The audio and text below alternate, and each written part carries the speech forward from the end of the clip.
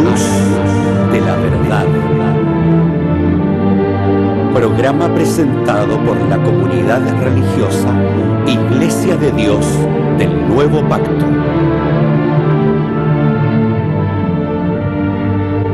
Millones de personas en el mundo piensan que la Biblia es la palabra del único y verdadero Dios.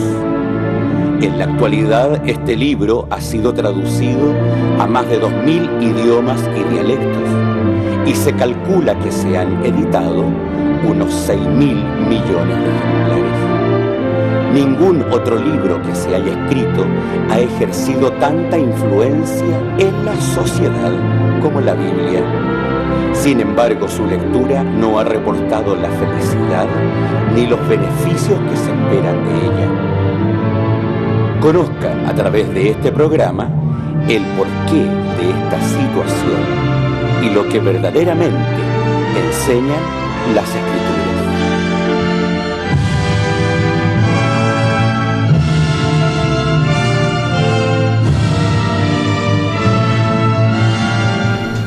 Buenas tardes, estimados televidentes. Estamos llegando hasta sus hogares con un nuevo programa de A la Luz de la Verdad. Gracias por esta sintonía, por acompañarnos cada sábado.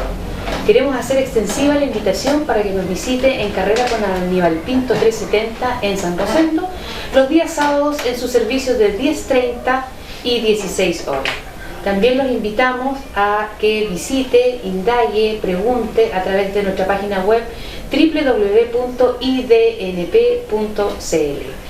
En este día sábado nos acompaña nuevamente nuestro hermano Luis Urra, a quien saludo y dejo el espacio para que pueda saludar.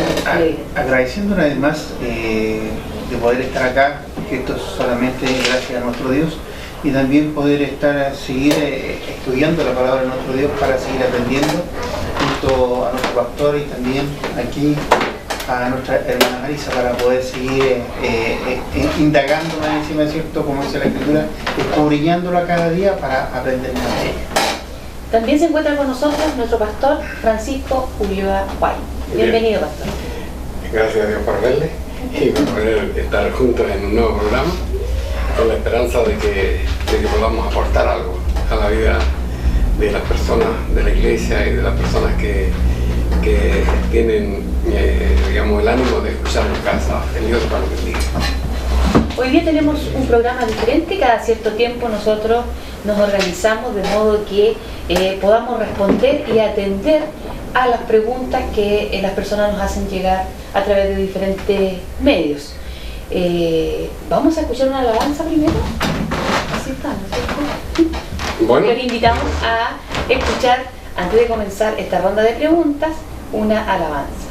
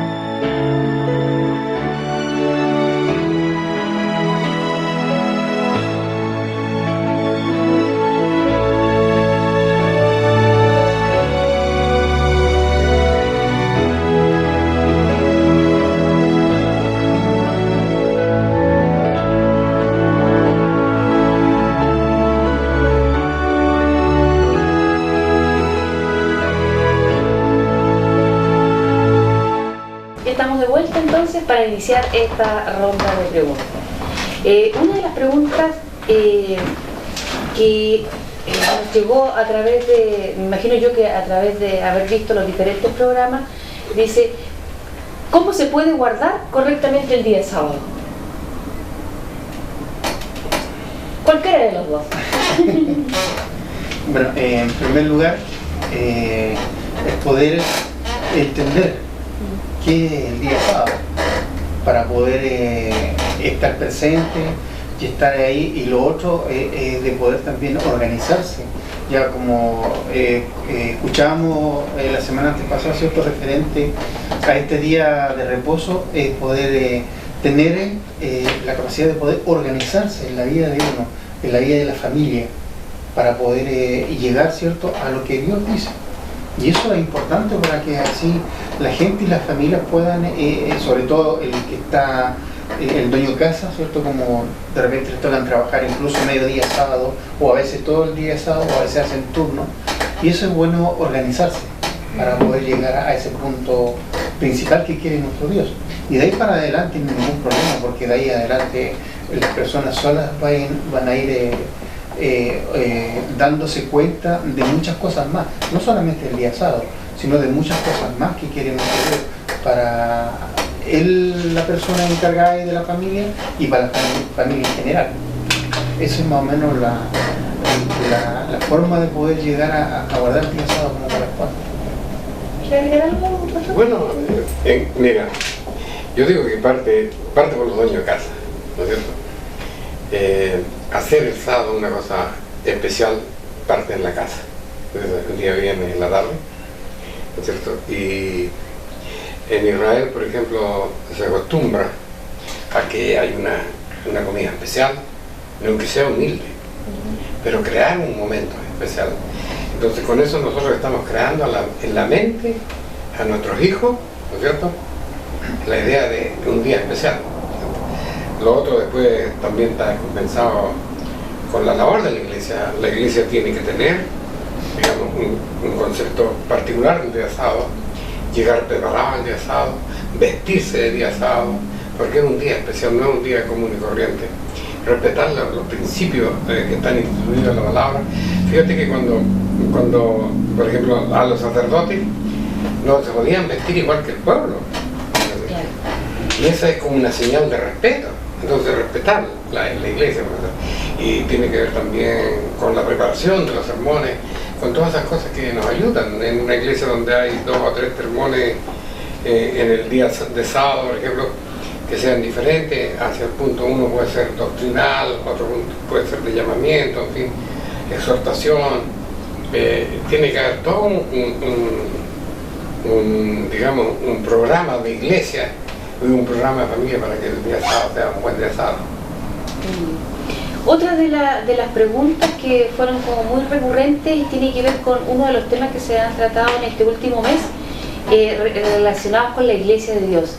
La pregunta es la siguiente, dice: ¿cuál es la función o responsabilidad que tiene la Iglesia de Dios en la actualidad?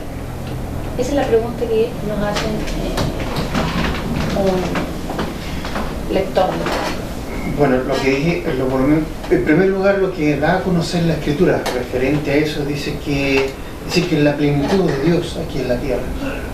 O sea, tiene que dar lo máximo, ¿no? Tiene que dar, dice, lo más alto, esta luz, dice, que da Dios, dice, a la iglesia tiene que ponerla, dice, en lo más alto para que las personas, dice, que no conocen a Dios puedan, dice, conocerlo también. O sea, es una gran responsabilidad de poder, de tener, que tiene la iglesia frente, dice, al mundo. No es solamente recibir las cosas que son de Dios, sino también darlas a conocer. No solamente de palabras, dice, sino con hechos. Que la vida de cada persona, dice, pueda ser, dice, un ejemplo hacia los demás. Que esto se puede hacer. Pastor, ¿y usted cree que eso se ha logrado? ¿Falta? ¿Estamos en deuda? No, yo creo que la iglesia está en deuda. ¿No es cierto? Primero que todo, ¿dónde está la iglesia? Ese es el punto. ¿Dónde está la iglesia? La iglesia de Dios, cuando nosotros leemos, por ejemplo, el libro Apocalipsis, donde dice: aquí están ¿no es cierto? Los que guardan los mandamientos y que tienen el testimonio de Jesucristo. ¿Qué quiere decir eso? Bueno, en primer lugar, establecer, digamos, la adoración a Dios en su forma, ¿cierto? Pero también que exista el testimonio. ¿Y en qué consiste el testimonio? En que haya reciprocidad. Enséñame, por favor. Reciprocidad. Eso mismo, ¿no? Que haya de parte de Dios. Claro. Que se note que Dios le responde a la iglesia. Indudablemente, por ejemplo, que cuando los discípulos se apartaron del templo y estuvieron en el aposento alto, debe haber habido mucha gente que les criticó. ¿Qué hacen estos acá arriba? ¿Por qué no están allá? Si eran los seguidores de Jesús, ¿por qué no están en el templo? Si Jesús iba al templo, ¿no es cierto? Entonces, ellos estaban haciendo bien y naturalmente Dios los respondió, pero Dios respondió inmediatamente y envió el Espíritu Santo, y de eso se dio cuenta toda. Imagínate que ese día se convirtieron ¿cuántos miles de personas? ¿Te acuerdas? 3.000 y tantas personas. Ya dejémoslo en 3.000. 3.000 personas se convirtieron, ¿viste? O sea, Dios respondió. Entonces, la idea, yo guardo la ley de Dios y enseñamos en la iglesia a guardar la ley, pero eso no es todo, sino que tiene que ser que cada persona, porque este es un cuerpo, la iglesia se muestra en la Biblia como un cuerpo, y el cuerpo, para que sea agradable, tiene que ser un cuerpo sano. No importa que no es que un hombre es sano porque anda, porque mira, no.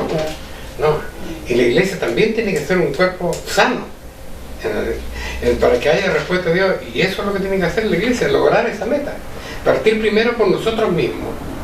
Y cuando hablamos de nosotros mismos, luego endurecer más todavía la presión, y que cada individuo de la iglesia, y cada hombre de la iglesia, y cada matrimonio de la iglesia, y cada familia de la iglesia, y después que cada iglesia tenga un nivel igualado de hábitos, de costumbres, de manera de hablar, de manera de ser, de manera de vivir. Y ahí está el problema, porque a mí me ven el día predicando, que no me vean mañana peleando con mi vecino. ¿Entendiste? Son cosas tan básicas, pero hay que decirlas, porque es necesario que se entiendan que si nosotros creemos que somos parte de la iglesia de Dios, tenemos que verlo como verdadero hijo de Dios. Mira, ahora, siguiendo con lo que dice el pastor, aquí en la iglesia primitiva, ¿cierto?, da a conocer algo, y este es momentos difíciles para ellos, no es un momento grato como lo tenemos ahora nosotros, que podemos caminar por la calle donde sea y nadie nos puede decir nada. Miren, dice en los Hechos, capítulo 4, verso 29, ahora, Señor, mira sus amenazas y da a tus siervos que con toda confianza, que hablen tu palabra, que extiendas tu mano a que sanidades y milagros y prodigios sean hechos por el nombre de tu santo Hijo Jesús. Y como hubieron ellos orado, en el lugar en que estaban congregados tembló, y todos fueron llenos del Espíritu Santo y hablaron la palabra con confianza. O sea, esa iglesia ojalá estuviera en este momento. No estamos hablando de un temblor de aquí en la tierra, que un momento que en la televisión salió de una iglesia, ¿cierto?, que llegó y empezó a temblar, y la iglesia inmediatamente pensó que era que Dios que estaba ahí, el Espíritu Santo. No es eso, sino que dice que realmente cuando uno ora a Dios, Dios puede responder. Eso es lo que quiere Dios de su iglesia, de la iglesia verdadera, como era la iglesia primitiva en ese momento. Interesante, porque esa iglesia que tembló y los hermanos danzaban y todo eso, después el pastor terminó preso. Por favor. Claro. Y una enseñanza para las demás personas. Claro. Por eso hay uno de sus sermones que usted hizo, pastor, los sábados pasados, que a mí me impresionó bastante, que es el tema de la responsabilidad que tenemos los padres respecto de que nuestros hijos se mantengan o se mantengan. Y que los televidentes también entienden que cuando nuestro pastor o cualquiera de los hermanos que le corresponde hacer el sermón, cuando lo hace, no lo está haciendo para los demás, sino que también Sí.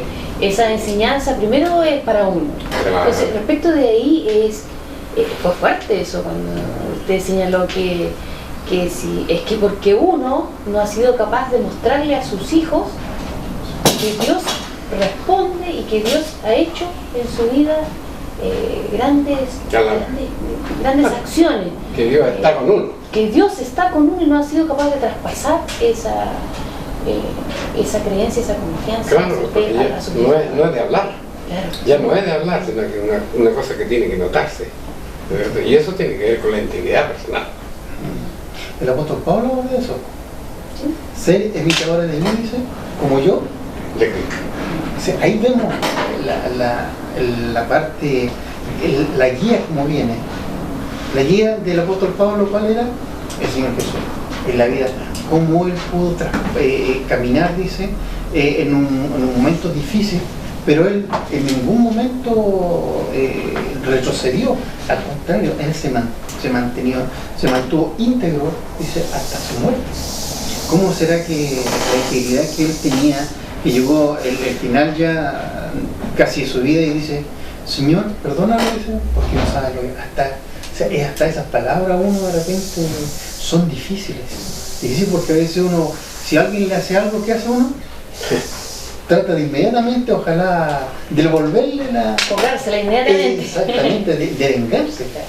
Y eso es lo que uno tiene que tratar de no hacer, sino ahí tenemos la enseñanza del apóstol Pablo, ser imitadores de mí, como yo de Cristo. Ahí sigue la línea hacia nuestra familia, hacia nosotros, como cabeza de familia. Quisiera un poquito seguir en la misma línea de esa pregunta. ¿Hasta cuándo nosotros como padres tenemos la responsabilidad con nuestros hijos?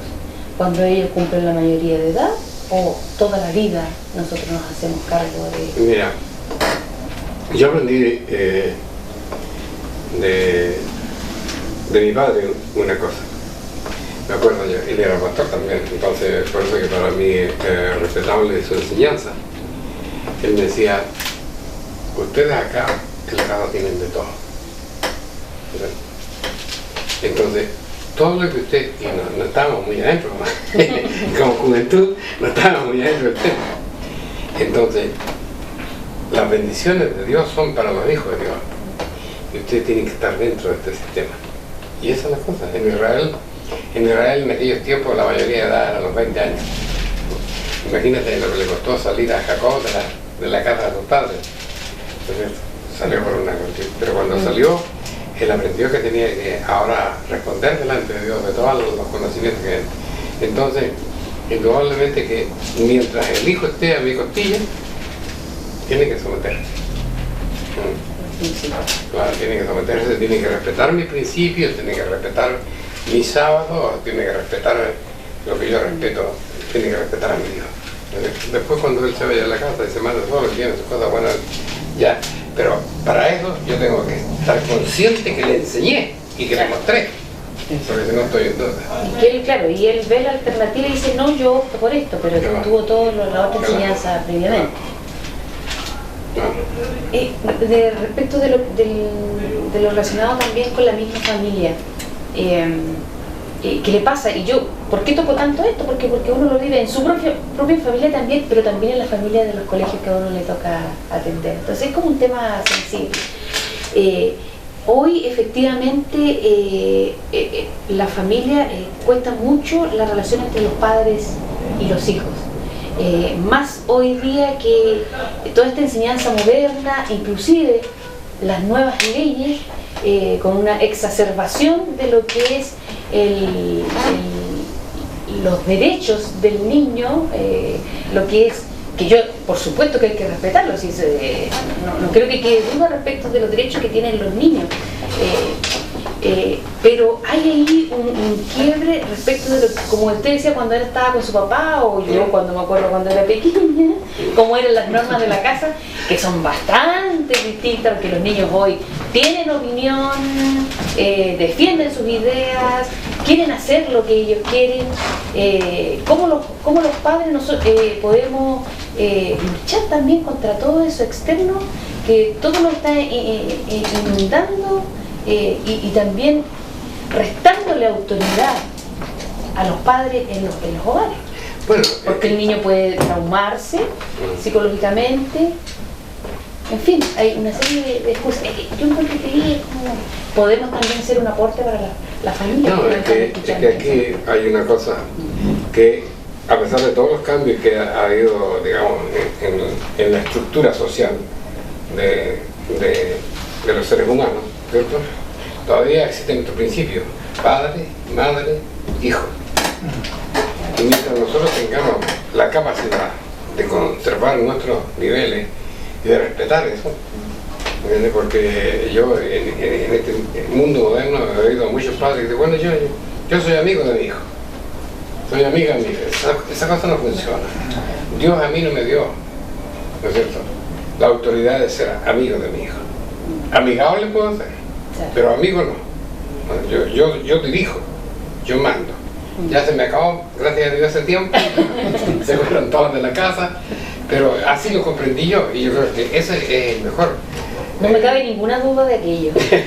Es el mejor consejo para ahora. No pierda el padre nunca su autoridad de padre. 1, 2, el hogar le cuesta a ellos. Y yo marco las reglas como se dice aquí. Si no tenemos la capacidad de hacer eso, el barco se hundió. No estamos cumpliendo el rol Claro. Entonces ya se perdió el timón y vamos a chillar.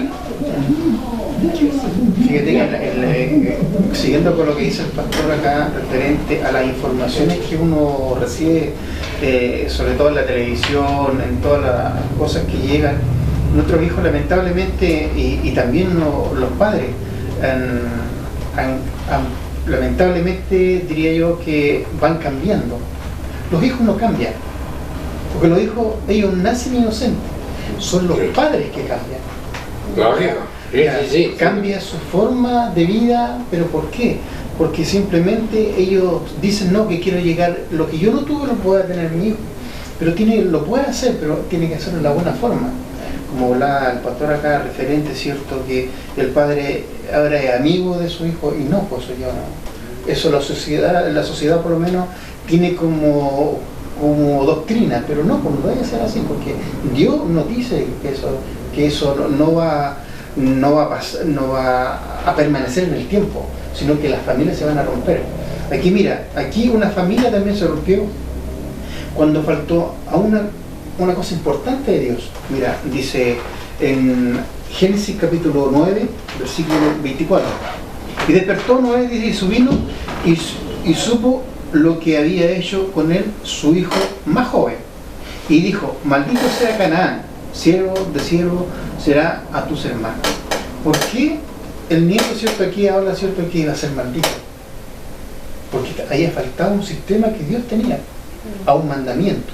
¿Y cuál fue? Cuando nosotros leemos el verso 22, atrás dice, y Cam dice, padre de Canaán, dice, y vio la desnudez de su padre, y díjolo a sus 2 hermanos, a la parte de afuera. En ese momento, tú ves, el mandamiento era de eso, que no podían ver la desnudez de sus padres, los hijos, porque Dios lo había puesto así. Cuando nosotros vemos el Génesis, ¿dónde está eso? En el Génesis no, pero cuando da a conocer la palabra de Dios, cuando habla en Levíticos, si no me equivoco, el verso 18, habla de ese mandamiento, que por eso es importante cuando Dios dice, establece un sistema de vida. Este sistema de vida, dice, es para nuestro propio beneficio, no es para beneficio de Dios, sino que es para el beneficio, dice, que de poder, dice, generar, dice, una simiente para Él. Ese es el pensamiento de Dios. ¿Una simiente de dónde viene? Viene, dice, de la parte de la familia, el papá, la mamá, ¿cierto? Se enamoraron, se casaron y empiezan a aparecer los hijos. Pero esa simiente tiene que ir bien guiada. ¿Para qué? Para que realmente nos den, dice, la voluntad que quiere nuestro Dios. Habla, dice, aquí, hablando de la ley de Dios, dice, y habló Jehová a Moisés diciendo, habla al hijo de Israel y diciéndole, yo soy Jehová vuestro Dios, no haréis como hacen, dice, en la tierra de Egipto, en la cual moraste, ni haréis como hace en la tierra de Canaán, a la cual dice yo os conduzco, ni andaréis, dice, en su estatuto. Mis derechos pondré por obra y mis estatutos guardarán, andando, dice, en ellos, yo Jehová vuestro Dios. Por tanto, mi estatuto y mis derechos guardaréis, los cuales dice, diciendo, el hombre vivirá en ellos, yo Jehová. Ningún varón se allegará, dice, a ninguna cercana de su carne, para descubrir su desnudez. La desnudez de tu padre o la desnudez de tu madre no descubrirá. Tu madre es, no descubrirá su desnudez. Ahí tú ves la ley de Dios. Y la ley de Dios dice, cuando uno la traspasa, después viene como dice, la sanción, y viene también la tristeza, ¿cierto? Viene la tristeza, ¿por qué? Porque ahí viene, dice, cosas totalmente negativas, que es como decir, lamentablemente hay algo negativo que me lleva a mí a pasarla mal, no algo positivo. Tú ves ahí el mandamiento de Dios que está puesto, dice, maldito Canaán. ¿Por qué? Porque traspasaron la ley de Dios aquí también. Cuando el género humano no cumple con la ley de nuestro Dios, tiene que sufrir la tristeza. Nos vamos a pasar a un tema radicalmente opuesto, y que en nuestra iglesia también a los varones sobre todo les interesa mucho, y a todas las iglesias en general, el tema de la profecía. ¿Ya? Es muy interesante. Entonces, la pregunta que nos hace dice, ¿qué es y cómo es el reino de Dios? Y hay gente muy interesada. Me parece que usted hizo ese sermón relacionado con los tiempos del fin. Sí, exacto. Hablando del reino de Dios. ¿Qué es y cómo es el reino de Dios? ¿Cómo será en el futuro? ¿Cómo se vislumbra? Así, con edificios como tenemos nosotros acá, con esta cosa de la tecnología. Bueno, mira. ¿Cómo? No sé por qué preguntar. Yo creo que la pregunta que debería hacer es ¿cómo llegaré yo al reino? Esa otra pregunta no me gusta mucho. De todas maneras, de lo que se vislumbra, lo que se deja ver. De todas maneras, lo que dice la palabra de Dios, ¿no es cierto? Es el establecimiento, el reino de Dios es el establecimiento de la presencia del Hijo de Dios en la tierra. Eso sí, por 1000 años, para poner orden a la sociedad, para que el hombre termine de aprender la verdad absoluta de Dios, un grupo de personas, ¿no es cierto? Que finalmente, cuando se congregue toda la sociedad, porque el reino de Dios, en el reino de Dios no vive toda la humanidad, la vive la iglesia, la vive las personas que no murieron, así los que no murieron, ¿no es cierto? Cuando vino la gran reflexión de Dios sobre la sociedad, ¿no es cierto? Ellos van a vivir alrededor del gobierno de Dios que va a estar instalado en Jerusalén, ¿no es cierto? Después va a resucitar las personas que murieron sin conocer a Dios, y van a tener la oportunidad de ver y tomar la decisión de servirle o no servirle a Dios. Entre tanto, Satanás va a estar nuevamente operando para quitarlo. Entonces, ¿cómo vamos a vivir? Dice, por ejemplo, que va a haber paz entre los animales y los seres humanos. Dice que ya la violencia y la ferocidad del león contra el cabrito no va a estar. Eso es lo que dice la palabra, no podemos decir otra cosa. Pero yo creo que todo en el fondo es metafórico, en el sentido de lo que nosotros verdaderamente vamos a ver en una forma de vivir diferente, ¿no es cierto? Y adaptarnos a una tierra diferente, que físicamente va a tener igual que como ahora, pero la tierra no va a tener estos desiertos que tenemos ahora, no va a tener estos montes que tenemos ahora, porque dice que en un momento desde los montes la tierra queda lisa, y la tierra va a producir, las aguas van a ser de sanidad para las personas. Entonces es inconmensurable tratar de especificar todo lo que dice la Biblia. El punto, yo digo que no es ese. El punto no debe ser esa preocupación. La nuestra preocupación debe ser cómo llegar allá. ¿Luis quiere agregar?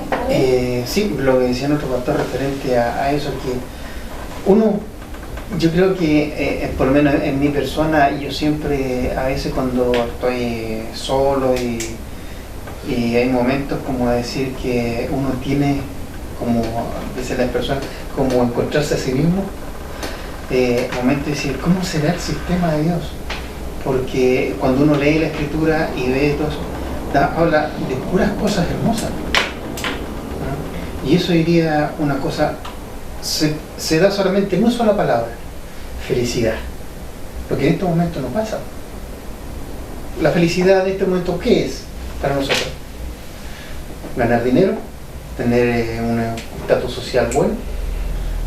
¿Por qué no cuando un niño recién tiene su primer celular? Pero esa felicidad dura tiempo o es momentánea. Es momentánea, ¿no? Porque la persona, yo digo, cuando tiene un buen trabajo, ¿qué pasa? A los poco tiempo ya se empieza a aburrir, pero está ganando buen dinero, pero se empieza a aburrir, que ya tiene que estar temprano, que tiene que cumplir un horario. La persona que tiene un estatus social pasa lo mismo, empieza a buscar otras cosas. Los niños pasa lo mismo. Cuando uno les regala algo, ¿cuánto dura el regalo? La felicidad es momentánea también, ¿no? Pero aquí Dios da, dice, una felicidad automáticamente que no tiene fin. Empieza con el milenio y después se traspasa, dice, ya después con el Padre, después ya no hay nada más, porque dice que después ya la eternidad. Para mí yo creo que eso es el reino de Dios, la felicidad absoluta. Yo quiero ahí preguntar porque lo siguiente, porque normalmente uno escucha respecto de los cristianos una cierta resignación respecto a las cosas que le pasan en su vida. O sea, mientras más castigado sea uno, quiere decir que Dios más lo tiene presente. Hay un arraigo de esa idea de que la vida del cristiano no es de cristiano que tú no pases necesidades, problemas, pero la Biblia, vivir a la manera de Dios no es así, es al revés. Sí. Es al revés. Podríamos ahí ahondar un poquito más en ese tema, en entender que cuando se elige el camino de Dios, ese camino de Dios tiene promesas y esas promesas se cumplen aquí en la tierra. ¿Cómo hacer entender eso? Bueno, la Biblia, ¿no? Sí, aquí dice, por ejemplo, Salmo 37, el Salmo primero, bienaventurado, dice el varón que no tuvo un consejo de mal y se sentaba en silla de pecadores. ¿Cómo dice? Bienaventurado el varón que no anduvo en consejo de mal. ¿Qué es el consejo malo? Malas compañías, que siguió... Claro, la gente... Yo me acuerdo, por ejemplo, yo siempre digo eso, cómo ha cambiado la sociedad. En mi juventud, harto tiempo atrás, la hombría se medía el litro. Ahora está la droga. Mañana va a estar en el asesinato. Así. Entonces, bueno, la sociedad nos mete ideas a nosotros. No podemos aceptar esa idea. Bienaventurado el varón que no anduvo en consejo de malos ni estuvo en camino de pecadores, ni en sillas de escarnecedores se ha sentado. ¿Qué significa eso? En sillas de escarnecedores.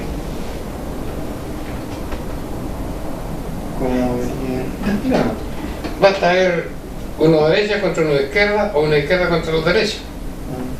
Uno de Colo Colo contra uno de la Chile, o uno de la Chile contra uno de Colo Colo, la Católica le dejar al lado.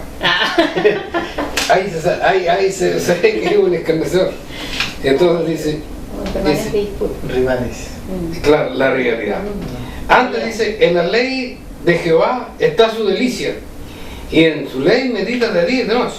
Entonces, aquí está la madre del cordero, como decía Tito Fernández, ¿no? Dice, que nosotros tengamos la capacidad de ser felices, ¿cierto? La felicidad radica en el cumplimiento de la ley. Esa es una cosa, ¿cierto?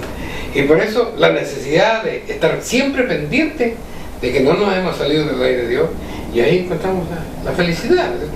¿Cómo era la pregunta? No, que la gente pudiera entender en términos generales que... Estos son los términos. ¿Sí?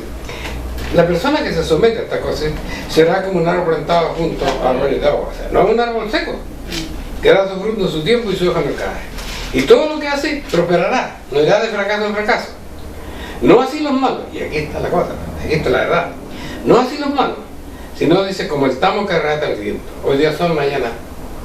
Hoy día se sienten grandes, orgullosos, ricos, poderosos, mañana van a estar mal. Por tanto, dice, no se levantarán los malos en el juicio. La cosa no es para ahora nomás. En el final también verán de los suyos. Ni los pecadores en la congregación de los justos. Porque Jehová conoce el camino de los justos, mas la senda de los malos perecerá. Entonces cuando nosotros, porque no puede haber personas más malas que la persona que sabe hacer el bien y no lo hace. Y cuando estamos de gente metida en la religión y la hacen mal, sabiendo que no es así, porque el papá era de esta iglesia, la mamá era de esta iglesia, yo no me puedo salir sabiendo que esta iglesia es mentirosa, está perdido. Eso es lo que nos lleva a que finalmente tengamos esta vida, ¿sí? Que la gente ya como no tiene ni una excusa que dar, bueno, dice que Dios bendice a los pobres, ¿no? Dios bendice a sus hijos, Dios bendice a sus hijos, sean pobres, sean ricos, Dios bendice a sus hijos. Job tuvo un momento grande de pobreza, pero fue consciente él de que tenía que estar fiel a Dios. Cuando se sobrepuso a eso, encontró la bendición. Claro. Encontró la bendición. Entonces ese es el camino. Mira, fíjate, antes lo que dice nuestro pastor referente, dice, para mí hay una cosa importante que también lo he dicho en la casa de oración allá, dice que los hijos de Dios viven y los hijos de los hombres sobreviven.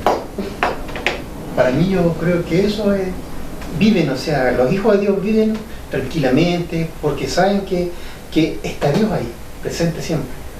Y los otros sobreviven, ¿por qué? Porque saben que si ellos no se mueven, la cosa no va a funcionar. O sea, cada día es una pelea. Exactamente. Los hijos de Dios no. Yo cambiaría la forma de verbal. ¿Ya? ¿Sí? Diría, los hijos de Dios deberían vivir. Y los hijos, los que no son los hijos de Dios, la forma verbal. Si yo soy verdaderamente un hijo de Dios, vivo. Y si no, voy a tener que sobrevivir, porque no soy hijo de Dios. Interesante. Pero como siempre, la hora es la hora, y el tiempo hay que cumplirlo, uno debe ser respetuoso con eso. Quedamos cariñosamente invitados a que ustedes nos visiten a Carrera con Aníbal Pinto en San Rosendo, 370, los sábados en sus servicios de 10:30 y 16 horas. Sintonícenos también los días sábados con su programa La Luz de la Verdad. Y también tienen la posibilidad de escribirnos a www.idnp.cl, poner sus dudas, sus inquietudes y también tener acceso a los diferentes estudios que tenemos en esa página. ¿Comenzamos a despedirnos, Pastor? Que el Señor de paz pueda bendecir a cada una de las almas que han tenido, digamos, el tiempo de escucharnos, que han querido hacerlo. Siempre estamos rogando por la audiencia de este programa, siempre estamos rogando por este canal de televisión que nos ha abierto todas las puertas y esperamos que todos ustedes sean bendecidos. ¿No, Luis? También dando las gracias a nuestro Dios por todo lo que nos da Él, cada uno de nosotros, y siempre podamos poner de nuestra parte para seguir lo que dice nuestro Dios para nuestras vidas. Muy bien, entonces por mi parte agradecido también de que hayamos estado un sábado más llegando hasta sus hogares. La invitación es para que nos encontremos en una nueva oportunidad el próximo sábado también. Muchas bendiciones durante esta semana. Les invitamos a seguir leyendo, seguir instruyéndose y también a animarse a hacernos preguntas, a conversar respecto de las Sagradas Escrituras. Muy buena semana para todos, muy buenas tardes.